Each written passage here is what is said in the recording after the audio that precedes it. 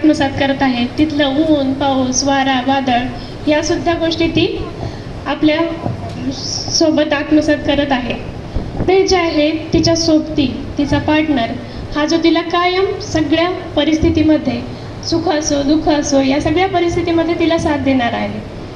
आणि मग त्याच्याच विश्वासावरती तिचं घरदार सोडून सासरी आले. आपले सगळे नातेवाईक यांना सगळ्यांना सोडून ती केवळ तिच्या साथीदाराच्या विश्वासावर सासरी येऊन तिथलं सगळं आत्मसात करून तिथल्या सगळ्या लोकांची मनं जिंकत आहे.